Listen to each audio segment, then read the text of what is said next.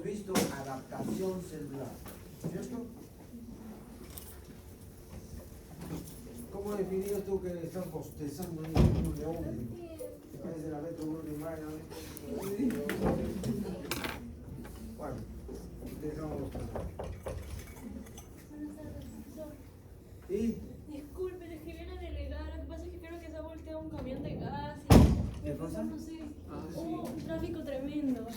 ¿Y qué estás dirigiendo el tránsito, no? Es que no me he seguido. Me metí por Monterrico, por aviación, no sabía.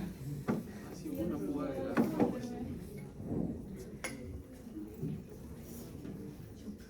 ¿Cuál es la adaptación celular?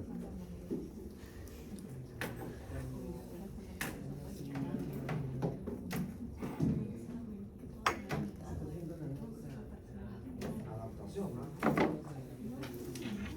Luxa ya suena un poco como agente lesivo, ¿no? Un agente que hace daño. Pero en adaptación no hay daño.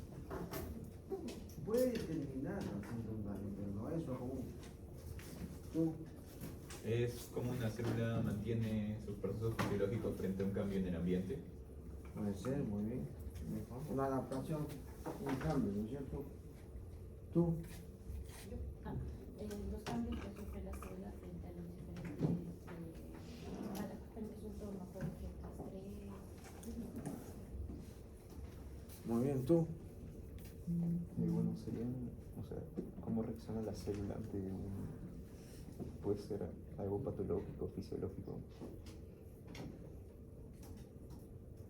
¿Cómo reacciona la célula ante algo fisiológico o patológico? Sí, No me claro. dices nada, no te entiendo nada.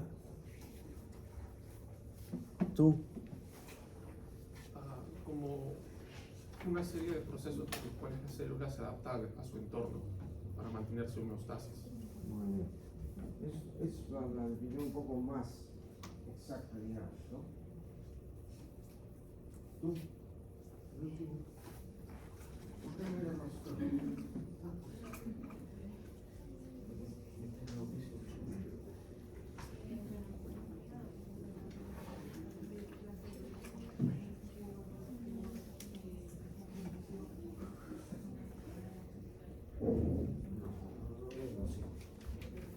Adaptación celular, su mismo nombre lo dice, pues. La célula se adapta ante situaciones distintas a lo fisiológico, ¿no es cierto? Ante exigencias para las cuales son no es lo habitual. Habíamos visto la hipertrofia muscular, por ejemplo, músculo esquelético, que lo fisiológico es que te sirve el músculo para poder caminar, para poder correr, saltar, etc. Pero levantar pesas no es fisiológico, no tiene ningún fin fisiológico. Entonces, ante esa exigencia que sobrepasa lo normal, digamos, hace un cambio de hipertrofia para poder adaptarse a esa nueva situación y obtener una nueva homeostasis. Muy bien. En este caso no, acá hablamos ya de lesión celular, o sea, daño celular. La célula es dañada. ¿Qué mecanismos de lesión celular conoces? ¿O qué agentes mejor? La lesión puede ser algún biológico, algún químico, físico.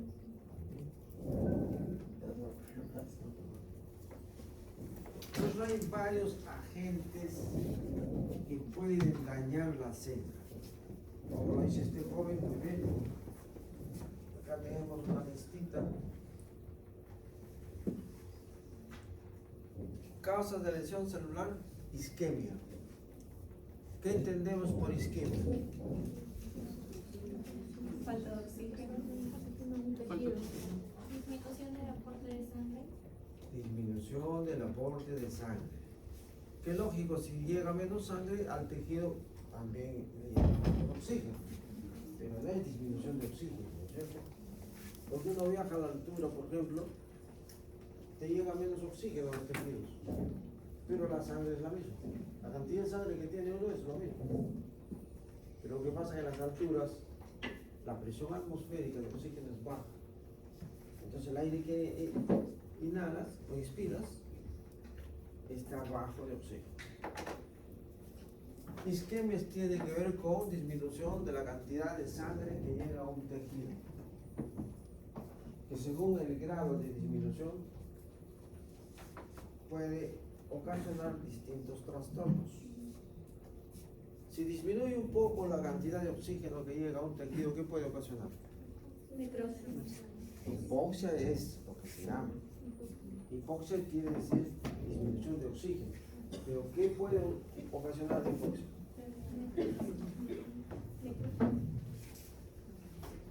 ¿Tú? ¿Hipoxia? Convulsión, necrosis. Necrosis, no. Sí. No. Tengo 20 años diciendo no. Tú recién estás un añito, no, unos meses más. Ah, lesión celular.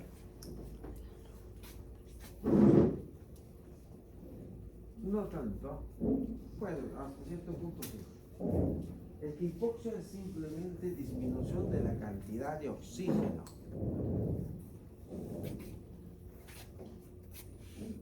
En la isquemia prácticamente no llega sangre.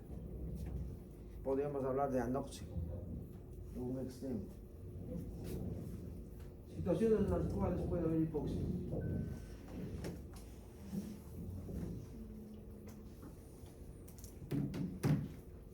Tú.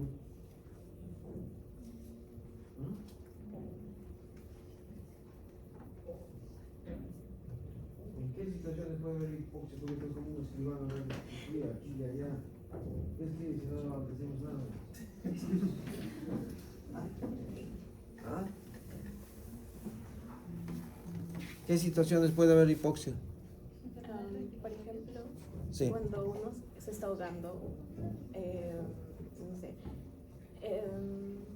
por ejemplo, durante el COVID, ¿Durante el qué? el COVID, Al COVID. ajá, cuando la persona baja su saturación, ¿eso podría causar hipoxia? Eso es hipoxia. Eso es hipoxia. Ya, entonces, ¿cuándo te digo? ¿En qué circunstancias? ¿Qué causas? Enfermedad respiratoria, por ejemplo. ¿Respiratoria cuál, Pedro? Sí, puede haber. ¿La anemia? La anemia. La anemia por disminución de qué? De transporte de oxígeno. No, en la anemia, ¿por qué hay hipoxia? Porque hay una reducción en la cantidad de transporte de oxígeno. Claro, o sea, hay disminución de Hemoglobina. hemoglobina. Patología pulmonar que disminuya la superficie de hematosis. Una neumonía global que compromete un gran área de pulmón. La hematosis no está disminuida. Por lo tanto, la cantidad de oxígeno que hay en la sangre está disminuida. Y como ella lo mencionó también, donde había una disminución marcada de oxígeno, una hipoxia severa en el COVID. ¿No es cierto? Bueno. Entonces puede haber hipoxia por trastornos hematológicos como la anemia, por trastornos respiratorios que comprometen gran parte del parénquima pulmonar, por trastornos vasculares, por disminución de dijimos anemia, ¿no? Disminución de la sangre, y en las alturas. Uno viaja a 5.000, 4.000 metros sobre el nivel del mar, 4.000, 5.000, muy alto. Ya el oxígeno está bajo. Estás en hipoxia. Y mucha gente ha muerto y mueren. Entonces los alpinistas, ¿no? Que suben, algunos suben con tanques de oxígeno o de aire, otros no, ya ves mueren. Entonces no confundamos la hipoxia. En la isquemia podemos decir que hay una hipoxia severa. ¿Por qué? Porque la cantidad de sangre está disminuida. ¿Por qué mecanismo? ¿Cuál es la causa de la isquemia? Obstrucción Obstrucción de del vaso sanguíneo. del vaso sanguíneo. Muy bien. A veces se suma. No hay una obstrucción total del vaso sanguíneo, sino una disminución de su luz. Pero puede haber una hipotensión. ¿No? Una deficiencia cardíaca que haga que la cantidad de sangre que llega disminuya a tal grado que pueda lesionar la célula. O sea, podría haber infarto de miocardio sin obstrucción total. Sí. ¿Cómo sería el mecanismo? Por vasoconstricción. Por vasoconstricción, pero de todas maneras, ante un vaso que ya tiene aterosclerosis. Ahora, desde el punto de vista iatrogénico, sí. Les cuento una anécdota para que vean cómo es a veces la vasoconstricción. Hay un señor que es sometido a una endoscopía para retirarle un cálculo de la vía biliar. ¿Me estás escuchando? No miras al muchacho que me escuchan a mí hoy. Así te digo. ¿No? Sí. Cuando entró también. Eso me dije.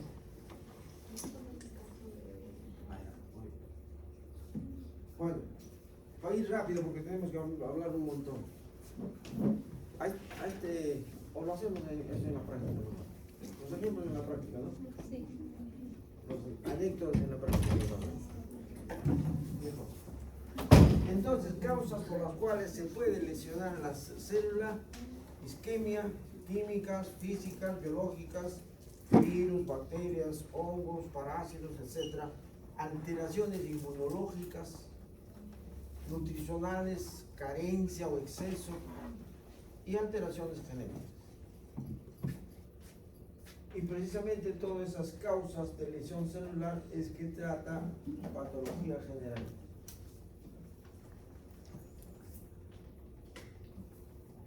Acá más o menos lo mismo, pero un poquito más detallado. Las causas también las conocemos como etiología de la enfermedad.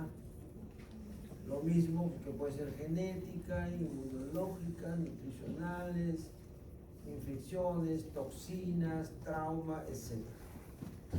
Todo esto son agentes lesivos o noxas, si quieren,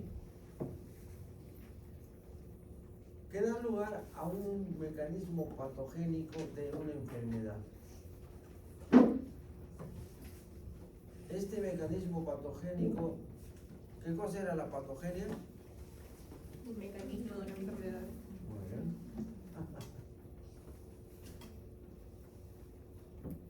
Trae como consecuencia cambios estructurales, ya lo hemos dicho, macromicroscópicos, bioquímicos,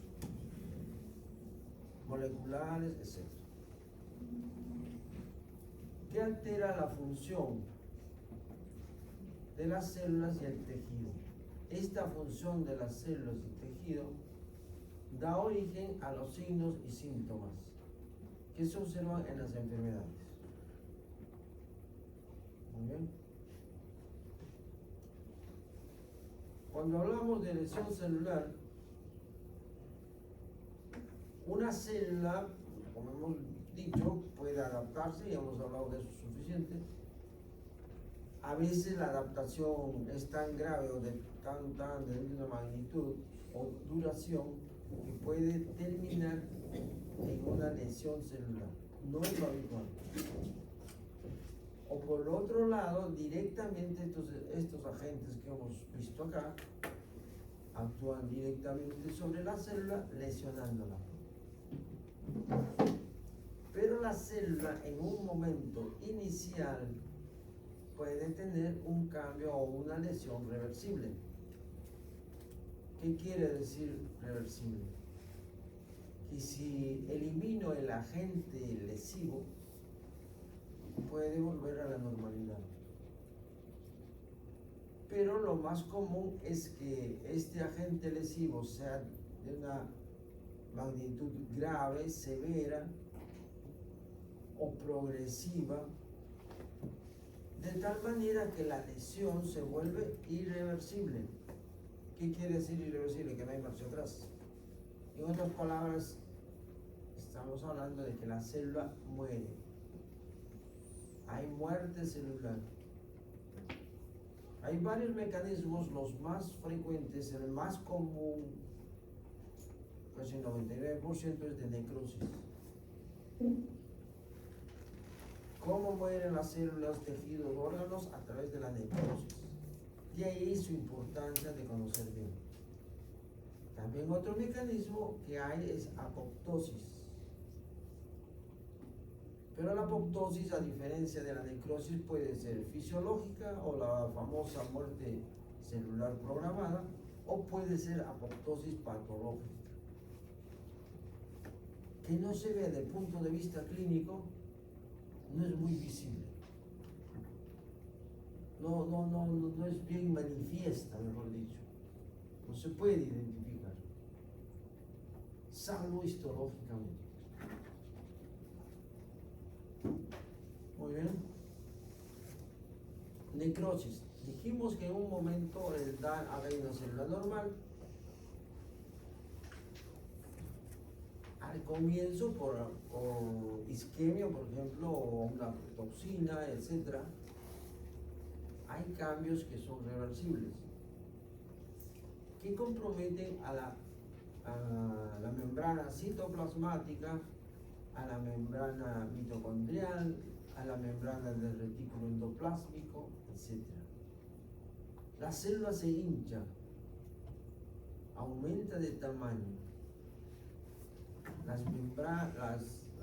Lo mismo sucede con las membranas citoplasmática, mitocondrial y del retículo endoplásmico. Decimos que a veces puede revertir y volver a la normalidad, pero lo común es que pase a necrosis, a muerte. En la muerte celular, las membranas citoplasmáticas ya se disgriegan. No solamente que están hinchadas, sino que se rompen. Se rompe la membrana celular citoplasmática, la mitocondrial también, el retículo endoplásmico también, y la cromatina se condensa del ADN.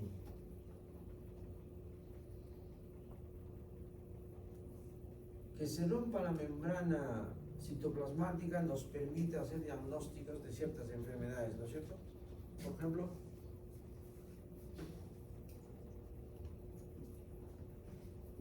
¿qué enfermedad puedo identificar? ¿O qué alteración puedo identificar a través de un análisis de sangre serológico?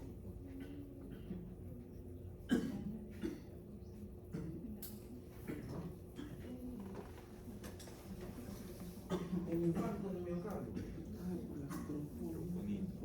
En el infarto de miocardio se rompe la membrana celular de las células cardíacas.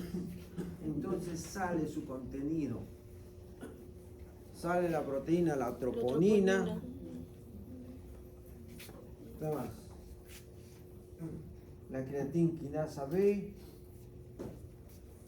mioglobina. Eso me permite a mí, por ejemplo, si yo tengo un paciente que viene con un dolor precordial bajo, ¿no?, fuerte, con o sin irradiación hacia los brazos, de emergencia, ya es una persona de edad, en un joven como usted, no voy a pensar en un infarto, no es de edad. Pero ya una persona de mi edad o más joven, inclusive gordito así, bien robustito, que le guste el buen bitute, seguro que tiene su aterosclerosis. Entonces su posibilidad es infarto de miocardio o pancreatitis. También duele a nivel de la, ¿cómo se llama?, del hígado. Úlcera gástrica también. Pero la úlcera gástrica no puedo detectarla con análisis de sangre. Entonces, ¿qué le pido? Le pido esas enzimas, esos componentes que tiene el músculo cardíaco, ¿no?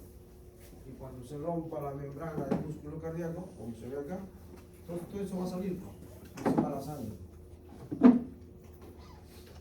Troponina, después que va a salir creatinasa, le da una orden y le pido eso. Y para descartar pancreatitis, si las células pancreáticas también sufren, como vemos acá, destrucción, ¿qué sale del citoplasma de las células pancreáticas? Las enzimas. Las enzimas, ¿cierto? ¿Qué enzimas se piden, saben? Más común. La lipasa y la amilasa. Entonces digo eso, al cabo de un tiempo, vuelve el laboratorio la respuesta y me dice que a ti que te hace eso negativo. O cantidades mínimas, no es importante. Y por ahí me dice amilasa alta, lipasa alta, pancreatitis algo. Ya está el negocio. Si me salen los dos negativos, probablemente sea úlcera gástrica. Ahí sí no hay encima. ¿Ahí qué le pido? Endoscopía. Endoscopía. Endoscopía. Una endoscopia. Y si no, puedo pedirle un análisis de sangre, a ver cómo está su hemoglobina. ¿Por qué? Porque ahí me interesa si está sangrando. Pues si no sangra mucho, solamente es dolor, pues una úlcera no sangrante. A veces en emergencia no hay, todos los hospitales no tienen gastroenterólogo de emergencia. Es un hospital pequeño, es un policlínico. Pide gastroenterólogo, se ríe el médico guardia, ¿no? Es chistoso ver esto. Gastroenterólogo no pide en un hospital grande, ¿no? Entonces le pido, bueno, por lo menos le doy un análisis de sangre. Si veo que la hemoglobina está baja, pido una ambulancia.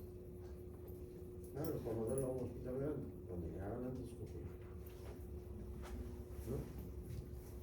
Entonces, como bien la patología me permite diagnosticar y tomar medidas. ¿Qué hago? Por eso que no sabe patología, no sabe medicina, pero no puede ser médico. Perfecto. Pero la necrosis hay de varios tipos. Puede ser isquémica, cuando hay obstrucción de un vaso sanguíneo, liquefactiva, que también es enzimática, pero ¿cómo es la liquefactiva? ¿Qué me puede decir? El mecanismo patogénico. ¿Es por un agente infeccioso? ¿Ya? ¿Con una bacteria? ¿Ya? Creo que generalmente se da en el cerebro. No. La, Generalmente no. la acumulación de. Eso explica. Que cuando el cerebro se necrosa, se licuefacta. Y por eso creo que en realidad cuando ves un cerebro de una persona que ha fallecido después de un tiempo, ya está básicamente hecho una masa. Porque ha pasado un suficiente tiempo. Sí. Lo que él nos quiere explicar es lo siguiente. Decimos que cuando un vaso arterial se obstruye, ¿qué ocurre? ¿Ah? ¿Qué ocurre cuando se obstruye un vaso arterial? ¿Qué tipo de necrosis? Isquemia, dando lugar a necrosis coagulativa. Muy bien. Pero ¿qué pasa cuando se obstruye un vaso cerebral arterial? También nos da necrosis coagulativa. ¿Qué da? A eso se refiere él. Pero yo me estoy refiriendo a otra necrosis que alguien mencionó con bacterias, ¿no? A la necrosis que se está refiriendo ella. ¿Cómo es eso? Es otro tipo de necrosis liquefactiva. El cerebro hace su excepción nada más. A esta isquémica, en todos los órganos es coagulativa, el cerebro hace su excepción. No, yo soy el más. No voy a hacer necrosis como el resto de la chusma. Una necrosis diferente.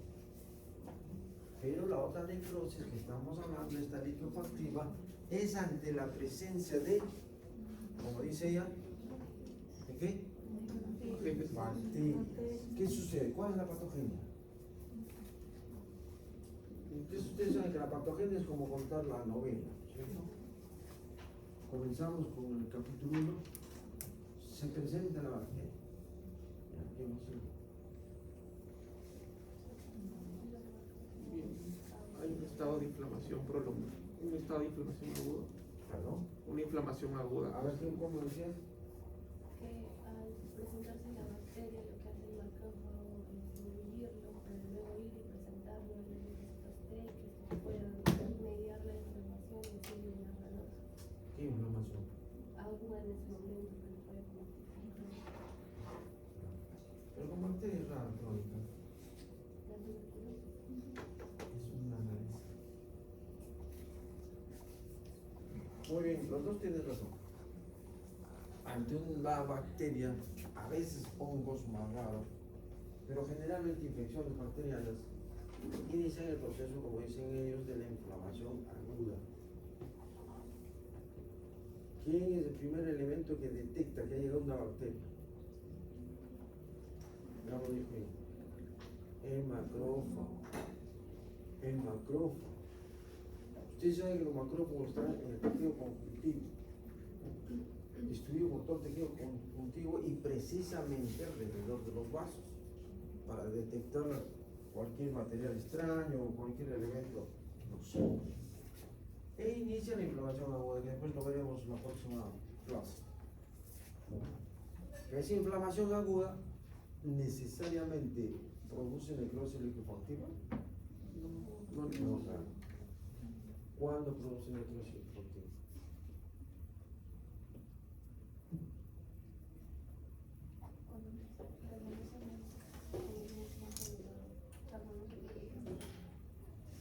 Ahí juega un papel importante el agente etiológico y el huésped, o sea, el paciente. Por ejemplo, los estreptococos casi no dan necrosis liquefactiva. Los estafilococos casi siempre dan necrosis liquefactiva, es lo que producen la pústula. Gran migración de polimorfos nucleares. ¿Qué más? ¿Qué hacen los polimorfos nucleares? ¿Cuál es el ejemplo de la necrosis liquefactiva? ¿Cómo se llama? El absceso. El absceso. El absceso es la necrosis liquefactiva. La gaseosa, bueno, es exclusiva del bacilo del Mycobacterium tuberculosae, que produce este tipo de necrosis y ese tipo especial de inflamación. Necrosis grasa también es enzimática, pero ante pancreatitis. ¿No? ¿Qué pasa? Hay un proceso, las causas de pancreatitis son diversas. Lo más común es que haya obstrucción al flujo del jugo pancreático en los conductos. Es una bomba, no sé si. Al obstruirse el flujo pancreático, las proenzimas que están en el líquido se activan, se convierten en enzimas. Y como enzimas que son, destruyen diversos componentes, como proteínas, contienen proteasas, lipasas, etc. Y lo que destruye más que nada son los lípidos, la grasa peripancreática, la grasa abdominal y a veces llega hasta la grasa subcutánea. Donde se precipitan cristales de calcio saponificándose y dando lugar a jabones, que es lo que vemos.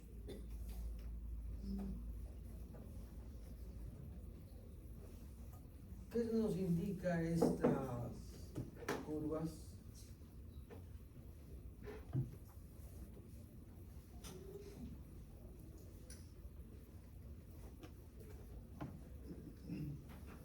A ver, tenemos un paciente que sufre un bloqueo coronario total de la coronaria anterior izquierda. Bloquea totalmente la sangre y el paciente cae fulminado. Está caminando, comiendo, conversando, etc. Y cae el individuo. La auxilia, resucitación, todo, nada. Está muerto. Hay que hacerle la necropsia para saber si murió o no, de qué murió. ¿No? Estoy diciendo que este paciente tiene un bloqueo coronario total. En la necropsia, en el estudio del corazón, ¿encuentro necrosis coagulativa? A él le estoy preguntando yo. Usted es abogado. ¿Ah? ¿Por qué? Porque me lo dijo ella esto. ¿Por qué? ¿Tú has estudiado fisiopato? Sí, ¿Y no has aprobado? no sé. ¿No sabes? ¿Por qué? No sabes. ¿Tú quieres decir que no? ¿Por qué? Porque el paciente admito en el momento, si hubieran pasado unas 24 horas, se podría observar la ¿Pero necrosis. por qué, pues? ¿Por qué? ¿Por qué tiene que pasar tiempo? ¿Por qué cayó el paciente y se hace la necropsia? Antes, por ejemplo, ¿qué hacemos los patólogos? Agarrar el corazón, no busco un infarto. No busco necrosis coagulativa. ¿Perdón? No te escucho. Es lo mismo. Coagulativo es químico, es lo mismo. Pero no encuentro necrosis. ¿Sabías? Bueno, no se encuentra necrosis. ¿Por qué? Porque para que haya necrosis tiene que suceder esto que se ve acá. Tenemos un bloqueo acá de la coronaria y como ya hemos mencionado, en un momento hay una lesión reversible que para el corazón dura aproximadamente 20 minutos. 20 minutos que tenemos para poder desbloquear esa arteria y recuperar la dificultad. Imagínense acá. Ahorita me da un infarto a mí, y se llama la ambulancia, 2 horas, no el tránsito que hay.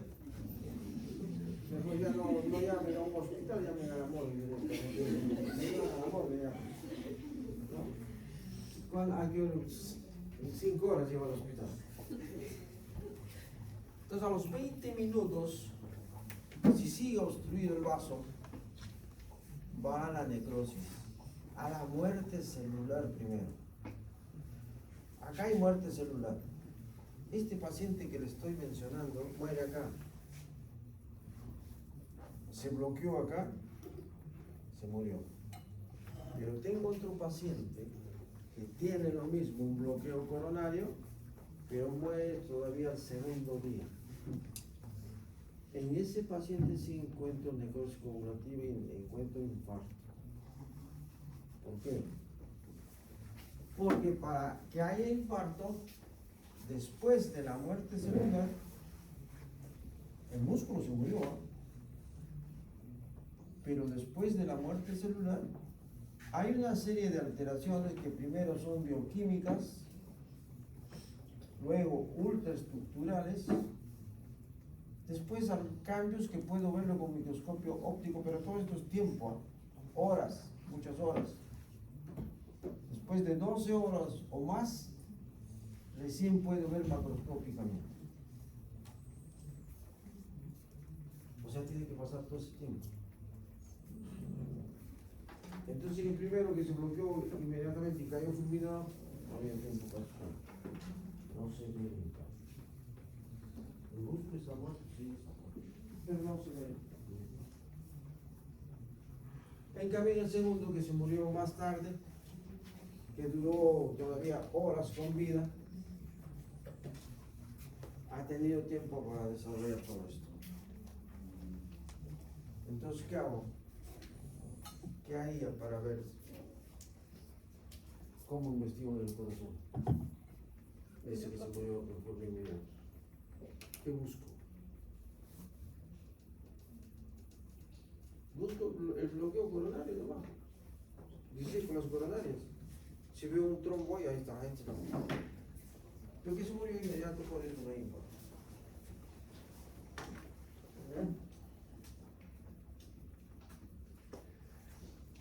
¿Qué alteraciones microscópicas se ven en los infartos en la necrosis coagulativa? Estos túbulos normal. Uno de los cambios iniciales por la desnaturalización de las proteínas es la eosinofilia. Citoplasma se vuelve más rojizo, o mejor dicho, más eosinófilo. Posteriormente se va fragmentando. Acá vemos, por ejemplo, esto también es característico de la necrosis coagulativa. Esto es ¿qué órgano es? Riñón. Riñón. Glomérulo, túbulos.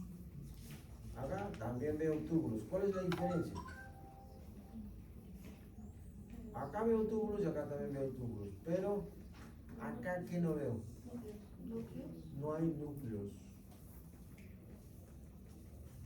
Oye, ¿qué hablas tanto tú? ¿Ah?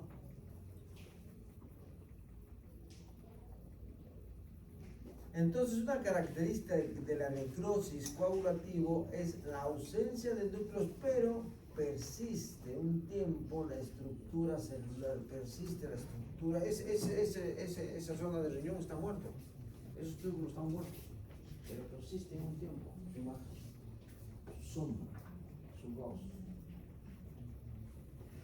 En la glucocorticoide no hay eso.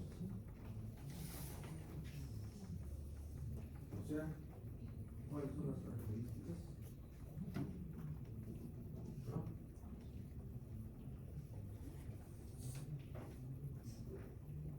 ¿Están escuchando?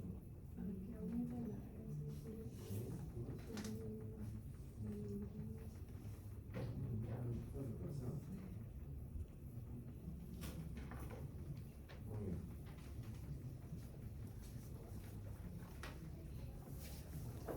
Característico de la necrosis coagulativa, porque se coagulan, las proteínas estructurales se coagulan, no da tiempo a que actúen los lisosomas.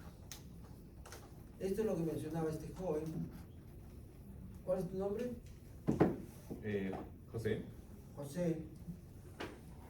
Que en el cerebro la obstrucción de un vaso arterial no da necrosis coagulativa, sino microinfarcción. Intoxicación, sobre eso lo vamos a ver en la práctica, lo vamos a presentar, ¿no? ¿Quién me dijo que ya presentaba su tema? Yo. Tú, ¿no? Bueno, entonces no es necesario que seguir más. Así yo voy a presentar, nos va a dar una charla exclusiva sobre necrosis gaseosa. Y finalmente tenemos, no hay otra necrosis más. La necrosis fibrinoide. ¿Qué ocurre en los vasos? Es de tipo inmunológico, hipersensibilidad tipo 3, necrosis vascular por precipitado de complejos inmunes. Hay salida de fibrina, pero el vaso también adopta un aspecto de fibrina. Y la necrosis grasa, lo que ya les comenté como así se ve. Estas zonas blancas, esas son jabones. Muy bien. Apoptosis es el otro mecanismo de muerte celular. A diferencia de la necrosis, las células se hacen más pequeñas. ¿En cuál de los dos tipos de necrosis hay pignosis?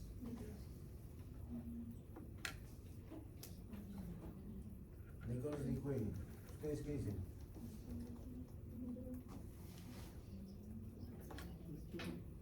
¿Ah? No. ¿En cuál de las dos muertes celulares, o sea, necrosis y apoptosis, hay pignosis? Apoptosis. ¿Perdón? En la necrosis. ¿Alguien dijo apoptosis por acá? ¿Quién da más?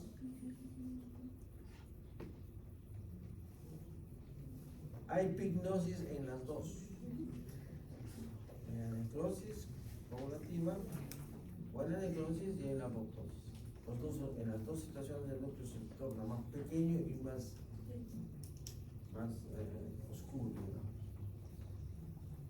¿Cuál es la diferencia en cuanto a la membrana citoplasmática entre necrosis y apoptosis? ¿Perdón? No se rompe la membrana citoplasmática. Las células se fragmentan, ¿no es cierto? Se forman los cuerpos apoptóticos, que son como pedacitos. O sea, que esto es como una pizza, ¿no? Tengo 8 partes, listo, igualitas. Jamón y queso, o ¿qué otro? Pepperoni, por ejemplo. Para todos un pepperoni, ¿eh? Para que no se probleme. Un pepperoni para todos. Está, su quesito.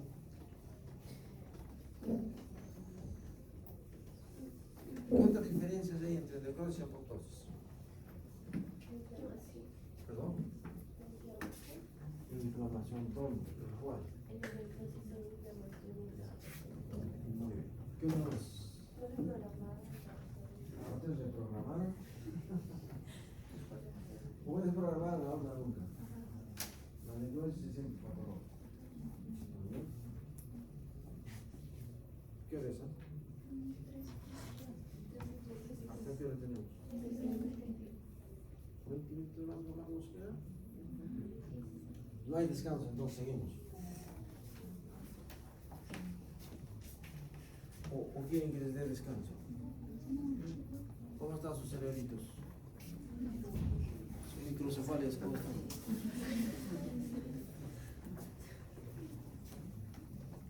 Seguimos un poquito más.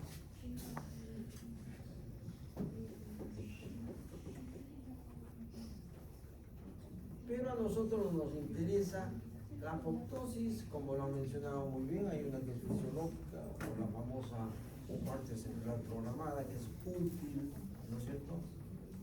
Es útil para el individuo. Y se ve en la embriogénesis, en la formación de tejidos, en la disolución de tejidos, durante la formación de órganos, etcétera, etcétera. Eliminando células no deseables, células viejas, etc. Pero también hay situaciones patológicas que llevan a una apoptosis. ¿Cuándo? Cuando hay daño del ADN.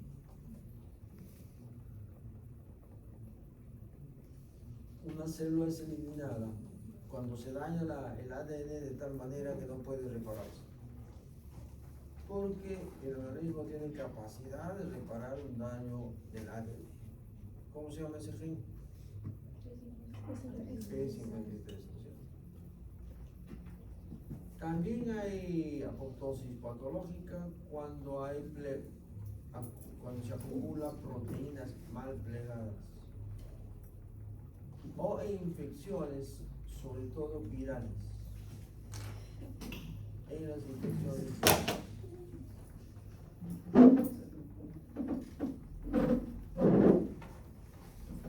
estas son las vías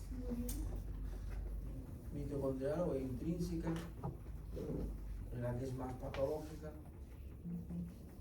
ante la agresión, como dice acá, ya sea por radiación, toxinas, radicales libres, etc. Todo esto origina que daño del ADN.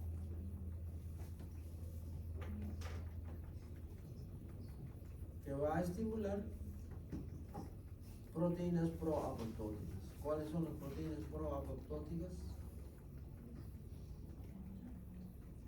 Son de la familia del BCL2, pero no es el BCL2, ¿no es cierto? Sino el VAX y el BAC. VAX y BAC. El proapoptóticos. Son los que activan la cadena de las caspasas. Por otro lado tenemos la vía extrínseca, que está en relación con receptores de muerte celular. Este es más fisiológico. Receptores de FAS, de factores de necrosis tumoral, que al ser activados también se activan proteínas que que va a incidir sobre la cadena de Caspase. Y esto que ven acá, con participación de la gran cima, es a través de los linfocitos TCD8, cuando hay infecciones virales. Finalmente, por esta vía o esta vía, se activan las caspasas, que van a activar endonucleasas para fragmentar el núcleo o romper el esqueleto, o sea, el citoesqueleto. Formar de esa manera los cuerpos apoptóticos, que son porcioncitas completas. Acá pepperoni, queso, jamón. A mí me gusta ¿cómo se llama? La hawaiana. ¿Qué quieren? Piña, ¿no? Piña. Pero la que me gusta más, y nunca he comido más que en Argentina, una pizza así de rica, es la de espinaca. Acá en Perú no he visto. Y en Argentina se hacen mejor las pizzas que en Italia. Parece mentira, ¿no? Yo antes decía, para comerme una pizza así, ya no, ya como si era un ceviche en Perú, ¿no? Decía Italia. Pero ceviche hay por todo el mundo también. Pero donde se come el verdadero ceviche es aquí en Perú. Y bueno, estos cuerpos apoptóticos después son eliminados a través de la fagocitosis de las células mononucleares.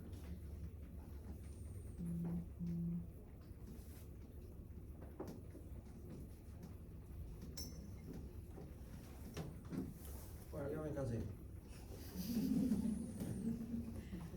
Yo hablo, nomás pues sí. ¿Qué hora es? 18. ¿Ah? 18. 5 horas ¿En qué quieres, no? ¿Qué quieres hacer? ¿Seguir trabajando? ¿Sigo o me quedo ahí? ¿Ah? Bueno. Mecanismos de lesión celular. Las células pueden lesionarse cuando son alteradas, por ejemplo, la formación de ATP, la presencia de radicales libres, o ante la acumulación de proteínas mal plegadas, o cuando hay daño directamente al ADN, o a través de infecciones, con participación de células inflamatorias. La isquemia es importante porque da origen a la enfermedad más frecuente y más mortal de todo el planeta, el infarto del miocardio. ¿Qué cambios suceden al inicio? Primero está el bloqueo de la arteria, lo que hace que no llegue oxígeno prácticamente a la mitocondria. Por lo tanto, la fosforilación oxidativa disminuye drásticamente. No se forma ATP. Y el ATP es fundamental. Es la energía que necesita la célula para funcionar. Así como un automóvil cuando está prendido, está funcionando, pero si lo apago, para. Igual, no hay ATP para todas las funciones celulares, absolutamente todas. Por ejemplo, la bomba de sodio, que normalmente extrae el sodio hacia afuera, deja de extraer el sodio y se queda. El calcio si sale, lo mismo el potasio, se hincha el retículo endoplásmico.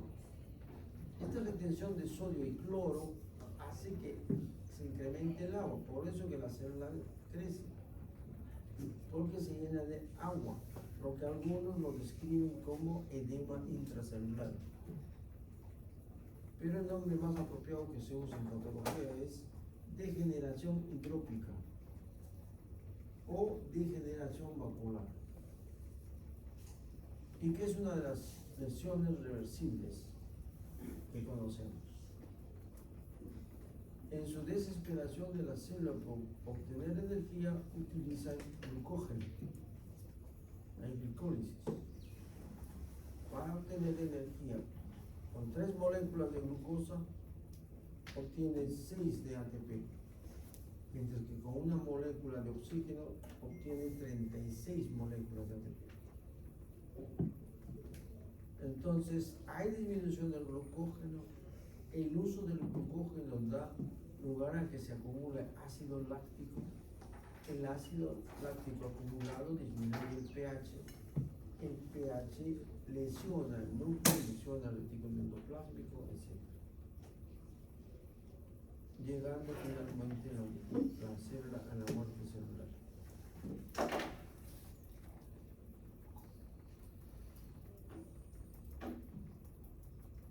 Otro mecanismo de lesión celular es el estrés oxidativo.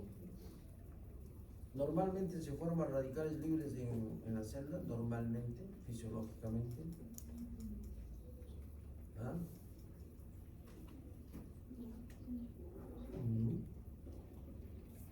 Contesten, ya se va a acabar la hora.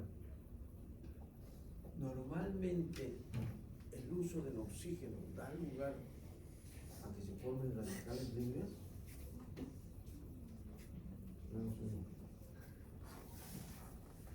¿Ah? ¿Qué dices tú? ¿Cuál es tu nombre? Nicolás. El ruso, ¿no? No sé. Nicolás, el sábado, ¿no? ¿No sabes? ¿Eso quién sabe? También la clase. Ah. También gracias a los profes. ¿Qué haces? Todos estamos haciendo trabajo. Solo para escucharte. ¿No? Solo para escucharte. Ah, eso te lo repito. En vez de- No está, no tienes ¿trampa? Sí, cierto.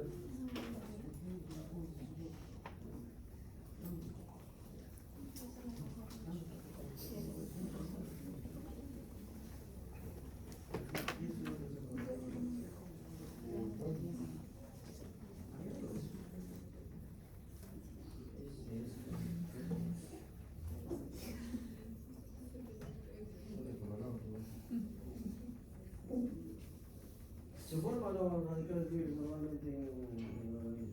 Sí. ¿Cómo no? O cualquier daño que pueda recibir en su enfermedad. No, si hace daño ya es normal. Normalmente digo yo. ¿Ah? ¿Tú qué dices? ¿Se forma o no? Aquí. Normalmente se forma, pues si se usa el oxígeno. El oxígeno no usa para formar ATP. Ahí se forman los radicales libres. Pero estos radicales libres son neutralizados. ¿A través de qué? De estos compuestos. Glutatión peroxidasa, la catalasa, etc. Neutralizan a todos estos radicales libres. De tal manera que no sufre daño la célula. Pero en situaciones como radiación, toxinas, reperfusión, etc., la cantidad de radicales libres se incrementa, aumenta y sobrepasa la capacidad de las sustancias que las neutralizan. Por lo tanto, ejerce su efecto deleterio, sobre todo sobre las membranas, con peroxidación lipídica de la membrana que hace que se pueda fragmentar. También fragmentan las proteínas, dando lugar a proteínas mal plegadas. Y lo más peligroso, ¿cuál es? El daño del ADN. ¿Cuál es el daño? Mutaciones. ¿Y las mutaciones qué producen? ¿Ah? Cáncer, pues. Entonces es peligroso. Y acá tenemos las proteínas mal plegadas, y hemos visto que pueden ser por rayos ultravioleta, calor, radiaciones, radicales libres, etc. Una proteína normal puede transformarse en fragmentos de proteínas mal plegadas. Pero estas proteínas mal plegadas pueden ser reparadas a través de chaperonas que las reorganizan. Desde luego que se disminuye la producción de proteínas mientras se está arreglando. Cuando ya no se puede reparar una proteína mal plegada, se fragmenta, activando la vía de la ubiquitinoproteasoma. Lo lleva al proteasoma, donde lo fragmenta en péptidos más pequeños que pueden ser usados para sintetizar otras proteínas. Es un ejemplo de la naturaleza que nos da de reciclación. Tiene una relación de enfermedades por mal plegamiento de proteínas y su movimiento de cambios. Hay otro mecanismo de producción de enfermedades distinto a los que estábamos mencionando y se debe a por acumulación en el citoplasma de ciertas sustancias. Puede acumularse sustancias normalmente presentes, como por ejemplo colesterol, proteínas, glucógeno, normalmente existen en la célula, pero pueden acumularse en ciertas patologías. O puede haber un mal plegamiento de las proteínas que también hagan que se acumulen en el citoplasma.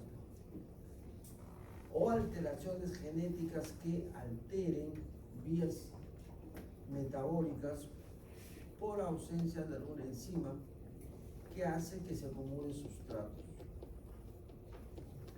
Y finalmente la presencia de pigmentos externos o internos. Externos del carbón, lo único. Internos puede ser melanina, hemosiderina, etc. Muy bien. Daño mitocondrial, eso es volver a decir lo mismo, eso lo mismo, lo que pasa en el corazón.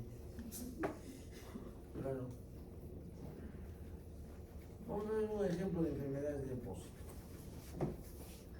El más importante por su frecuencia es el hígado graso, donde se deposita, como hemos dicho, sustancias normalmente presentes, como los ácidos grasos.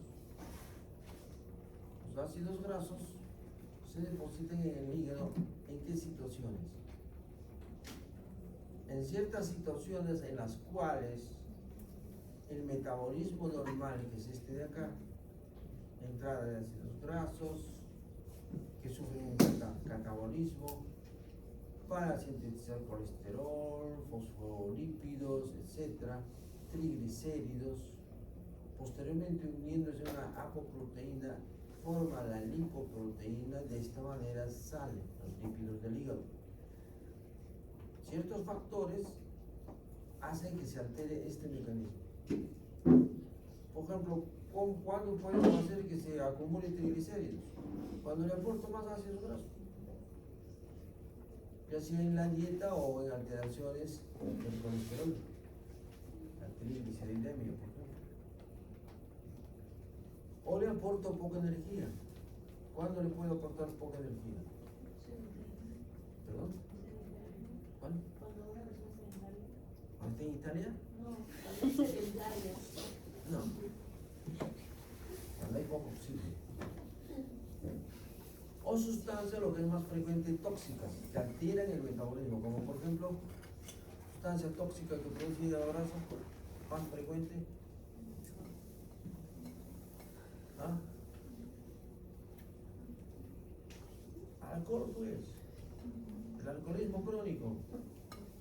Después hay otra serie de sustancias, medicamentos, otra serie de sustancias que alteran el metabolismo y hacen que se acumule hígado graso. La desnutrición también. ¿Cómo produce hígado graso la desnutrición? Eso lo dejo para que investiguen. Y desde el punto de vista histológico vamos a ver gotas de grasa de diversos tamaños en el citoplasma de los hepatocitos. Si por ejemplo el que toma alcohol deja de tomar alcohol, esto también es una alteración reversible. Puede volver a hígado normal. Pero si no se sigue tomando, las células se destruyen. Por lo que va a haber una reacción inflamatoria, formando confirmando la esteatohepatitis.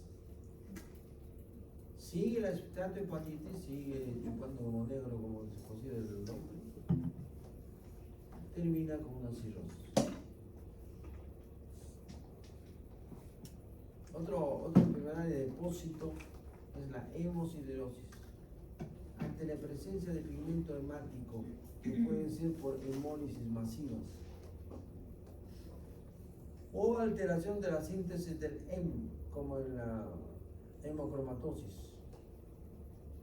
Vemos un pigmento oscuro que, para precisar que es fierro, le hacemos una coloración de Prusia.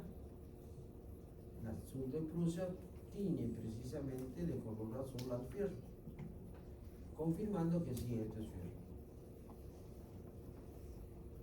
Envejecimiento celular, eso no voy a leerlo porque me da pena. Yo tengo que decir eso. Ya la cosa es personal. Entonces ustedes lo leen que son jóvenes. Listo, terminamos. No terminamos, ¿no? Listo.